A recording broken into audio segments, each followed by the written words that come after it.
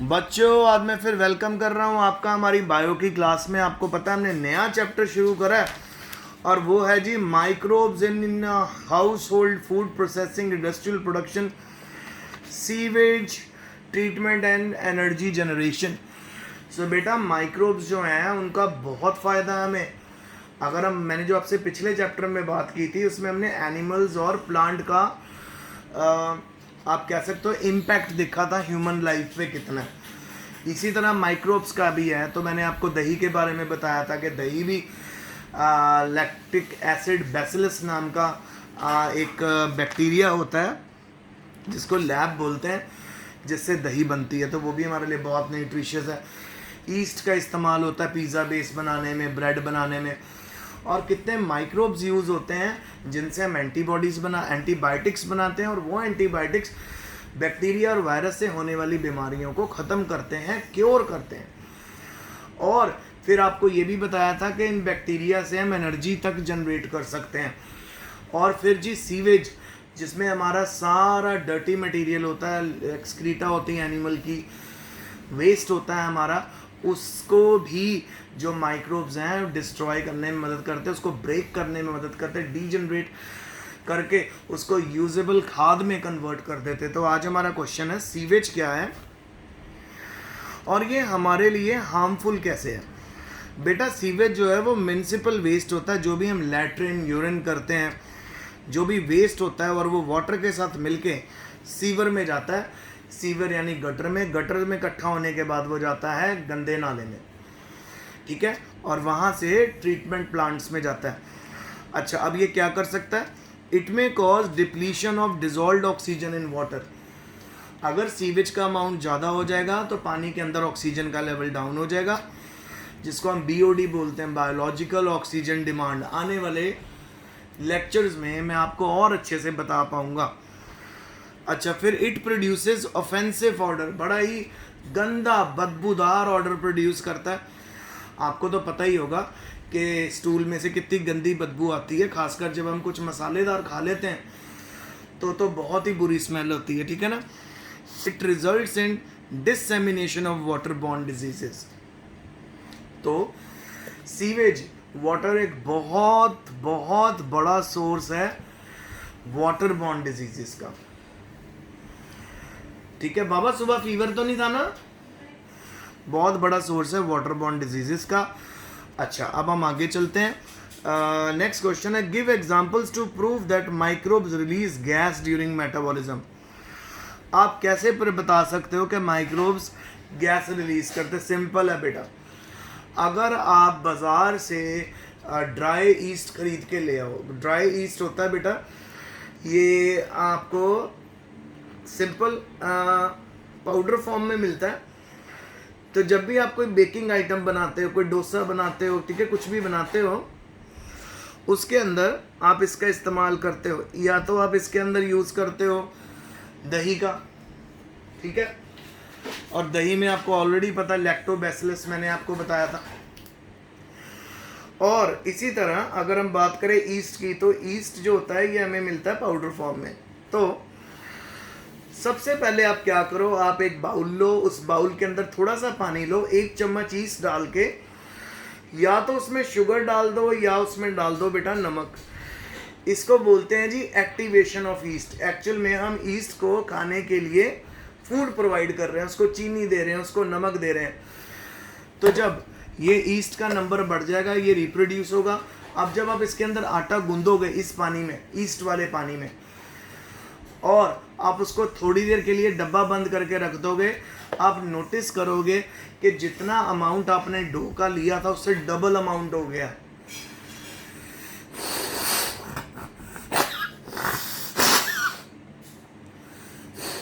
यानी आटा 2 टाइम्स फूल गया। अब बेटा ये आटा 2 टाइम्स कैसे फूल गया? ऐसे फूल गया क्योंकि जो ईस्ट है वो एनारोबिकली रिस्पायर करता है और वो कार्बन डाइऑक्साइड के बबल्स छोड़ता है, और इन बबल्स के कारण जो भी डोसा होता है, इडली होती है, ब्रेड होती है, पिज़्ज़ा होता है, केक होता है, वो फ्लफी हो जाता है, फूल जाता है। क्योंकि हाई टेम्परेचर पे या रूम टेम्परेचर पे जब भी हम किसी माइक्रो ऑर्गेनिज्म को रखते हैं तो वो एनारोबिक रेस्पिरेशन शो करता है, कार्बन डाइऑक्साइड रिलीज करता है। तो हमें यहाँ से पता चलता है कि इस जितने भी माइक्रोब्स होते हैं, माइक्रो ऑर्गेनिज्म होते हैं, वो क्या रिलीज करते हैं? गैस। देखिए, the best example that microbes release gases during metabolism are the puffed appearance of dough. Puffed appearance of dough है जी, जैसे डोसा, इडली और ब्रेड। नेक्स्ट क्वेश्चन है, name 2 vitamins produced by microbial fermentation।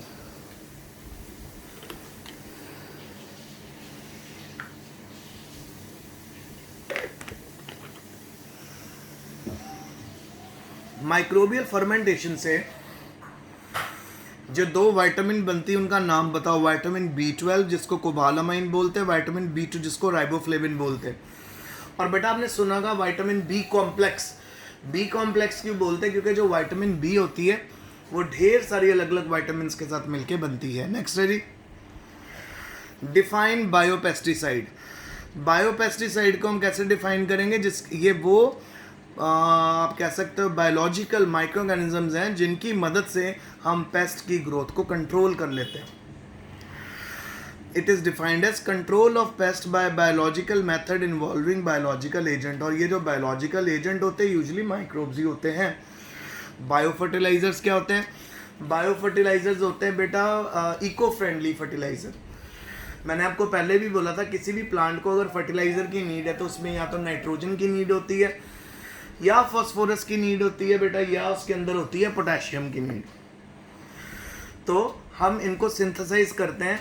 तो आप कह सकते हो कि वो अब बिल्कुल पूरे के पूरे सिंथेटिक फर्टिलाइजर्स होते हैं जिनको हम यूज़ करते हैं। वो बहुत हार्मफुल भी होते हैं अगर हम ज़्यादा डाल दें सॉइल में, पर बायो फर्टिलाइज़र हमेशा अच्छे रहते हैं और उनका बायो प्रोडक्ट जो होता है वो बायोडिग्रेडेबल होता है। तो बायो फर्टिलाइज़र वो ऑर्गेनिजम्स होते हैं जो सॉइल में नेचुरल न्यूट्रिएंट की इनरिचमेंट करते हैं और फसल की पैदावार बढ़ाते हैं और एनवायरमेंटल हाजार्ड्स को भी कम करते हैं। मैं आपको इसका बहुत अच्छा एग्जांपल देता हूँ, अजोटोबैक्टर। अजोटोबैक्टर ये जी free living nitrogen fixing bacteria है। अगर हम अजोटोबैक्टर का यूज़ करें हमारी फील्ड में और हमारी फील्ड में नाइट्रोजन की नीड है, तो बायोलॉजिकली हमारी फील्ड को नाइट्रोजन मिलेगी, जिससे हमारी फील्ड को कोई नुकसान नहीं होगा। और उसकी खेती, जब आप अपनी खेती रिसीव कर लोगे, जब अगली खेती करोगे, तब भी जो उपजाऊ क्षमता है, जो प्रोडक्टिव पावर है, वो खेत की एज इट इज़ रहेगी, ज़्यादा ही होगी। तो इसीलिए bio fertilisers are much better than non bio fertilisers. आगे चलते हैं। Name the symbiotic nitrogen fixing cyanobacteria lives in association with azolla. Azolla के एसोसिएशन के साथ रहता है जी एनाबीना अजोली। ये है जी free living nitrogen fixing bacteria. और ऐसा ही होता है बेटा अजोटोबैक्टर। फिर मैंने आपको बीओडी बताया था, ये होती है बायोकेमिकल ऑक्सीजन डिमांड। बीओडी मतलब एक पॉन्ड में या एक वाटर बॉडी में कितनी ऑक्सीजन है, इससे हम कैलकुलेट कर सकते हैं। आगे, name 2 types of fermentation process. 2 तरह के फर्मेंटेशन प्रोसेस है, बैच प्रोसेस और कंटिन्यूअस प्रोसेस। दोनों प्रोसेस से फर्मेंटेशन होती है। आगे, name the source of bio fertilisers के सोर्सेज बताओ।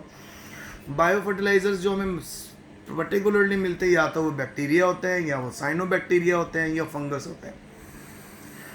जैसे बेटा फंगस के बारे में अगर हम बात करें, association of fungus with the roots of higher plant, इसको माइकोराइजा बोलते हैं, आपने +1 में भी पढ़ा होगा, तो वो भी यहाँ पे यूज़ होती है। फिर है जी name 2 undistilled and 2 distilled alcoholic beverages. Undistilled alcoholic beverage में आ जाती है बियर और वाइन, और डिस्टिल्ड अल्कोहलिक बीवरेज में आ जाती है विस्की एंड रम। डिस्टिल का मतलब जिसको बार बार डिस्टिल किया रहता है, बार बार जिसको फ्रैक्शनल डिस्टिलेशन में से पास किया जाता है, जिसको बार बार प्योरीफाई किया जाता है। और ज़्यादा रिफॉर्म स्टेट में अगर आप अल्कोहल को ऑब्टेन कर रहे हो तो वो विस्की बन जाएगा, और उतना ही उसका इफेक्ट भी स्ट्रॉन्ग हो जाएगा। आप नोटिस करो, अगर कोई एक गिलास भर के बियर पी रहा है तो उसमें जितना नशा होगा वो विस्की के एक छोटे से फ्यू ml में होगा। जैसे 200 ml में अगर आपने 300 ml बियर पी है तो 100 ml विस्की के बराबर का नशा होगा। तो यानी कौन ज़्यादा स्ट्रॉन्ग होता है? विस्की। तो विस्की जो बनती है बेटा वो डिस्टिल अल्कोहल है, जिसमें जो एडिक्शन है, जो नशा है, वो ज़्यादा बढ़ जाता है। आगे कौन से ऑर्गेनिज्म हैं जो सीवेज की ट्रीटमेंट में यूज़ होते हैं? तो जी अलग अलग तरह के ऑर्गेनिज्म हैं, जैसे माइक्रोएल्गी है, माइक्रोफंगाई है, बैक्टीरिया है, प्रोटोजोआ है। ये major part of organic matter consume करते हैं। Anaerobic microbes digest the remaining part of organic matter into soluble substance and gaseous product. ठीक है, सो दोनों तरह के माइक्रोब्स होते हैं, और ये इनका काम क्या होता है कि ऑर्गेनिक मैटर को डाइजेस्ट करके उसको यूजेबल फॉर्म में दोबारा से कन्वर्ट कर, मतलब रिसाइकलिंग में मदद करते हैं। सो जब सीवेज की रिसाइकलिंग हो जाती है, उससे या तो खाद बना ली जाती है, और उस खाद को सीधा कहाँ डाल दिया जाता है? खेतों में। Next ready, name 2 species of fungus which are used in production of antibiotics. तो एक तो आपको नाम से पता होगा, पेनिसिलियम नोटिटम है, इससे पेनिसिलिन बनाई थी, और एस्परजिलस फ्यूमिगेट्स है। ये 2 हमारी फंगस की स्पीशीज थी जिनसे एंटीबायोटिक्स बनी। बेटा एंटीबायोटिक भी 2 तरह की होती है, एक होती है नैरो स्पेक्ट्रम एंटीबायोटिक, एक होती है broad spectrum antibiotic. Narrow spectrum antibiotic होती है जिसकी मदद से आप सिर्फ 1 या 2 तरह की बीमारियां ट्रीट कर सकते हो, जबकि ब्रॉड स्पेक्ट्रम एंटीबायोटिक होती है जिसमें आप मल्टीपल डिजीजेस को ट्रीट कर सकते हो। तो broad spectrum antibiotic which can treat number of diseases, narrow spectrum antibiotic which can treat only 1 और 2 डिजीजेस। समझ आ रहा लेक्चर आपको आज का? Next, what is the difference between primary और सेकेंडरी सीवेज ट्रीटमेंट? ठीक है जी, देखो जी, प्राइमरी सीवेज ट्रीटमेंट जो होती है ना, वो टोटली फिजिकल होती है।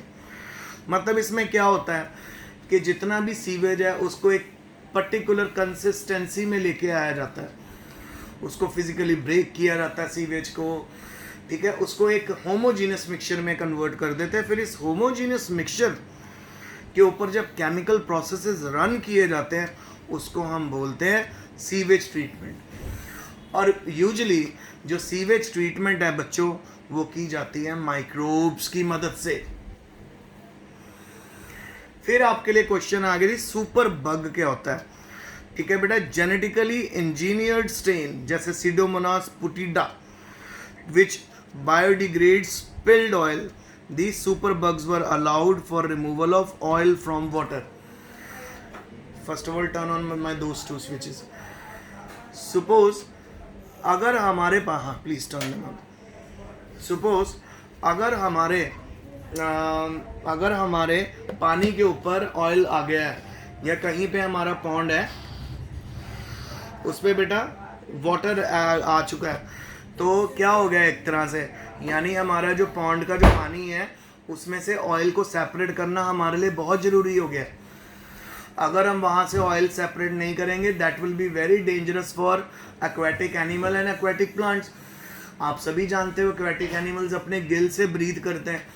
अगर उनके गिल्स के ऊपर ऑब्वियसली वहाँ पे ऑयल है तो ऑयल की लेयर जम जाएगी, तो वो ब्रीथ नहीं कर पाएंगे, उनकी डेथ हो जाएगी, प्लांट्स की भी डेथ हो जाएगी। तो उस समय क्या किया जाए, तो वहाँ पे सुपर बग यूज़ किए जाते हैं, जो यूजुअली क्या होते हैं, जेनेटिकली इंजीनियर्ड बैक्टीरिया या बैक्टीरियाज होते हैं, जिनका काम होता है ऑयल को बायोडिग्रेड कर देना। वो सारे के सारे ऑयल को बायोडिग्रेडेबल यूजेबल कंपोनेंट में कन्वर्ट कर देते हैं, जिसको आसानी से रिसाइकल किया जाता है और पानी में से सारा तेल निकल जाता है। तो प्यारे बच्चों, ये मेरा आज का लेक्चर था। आई होप आपको समझ आया होगा। आपने बहुत मेहनत करनी है, पढ़ते जाना, आगे बढ़ते जाना। अब आप नोटिस कर रहे हो, लेटेस्ट न्यूज़ थी कि जी नीट का एग्ज़ाम होके रहेगा। इतने ज़्यादा कोरोना संकट में भी, जब कोरोना बढ़ रहा है तब भी, रीज़न क्योंकि बेटा we must go on, this is new normal. आप ही नोटिस करो, अब ट्यूशन आप कैसे पढ़ रहे हो, वीडियो आता है रोज़ आपको, आपकी ऑनलाइन क्लासेस लगती हैं। तो जैसे हम लोगों में चेंजेस आ गए हैं, तो आप भी घर बैठे अब अपनी पढ़ाई शुरू करो, बहुत मेहनत से पढ़ो, क्योंकि पेपर आपके बोर्ड के ज़रूर होंगे, चाहे जो मर्जी हो जाए, ठीक है। और जल्दी हम मिलेंगे। तब तक के लिए आप अच्छे से मेहनत करते रहे, पढ़ते रहे। Best of luck, stay home, stay safe and study hard.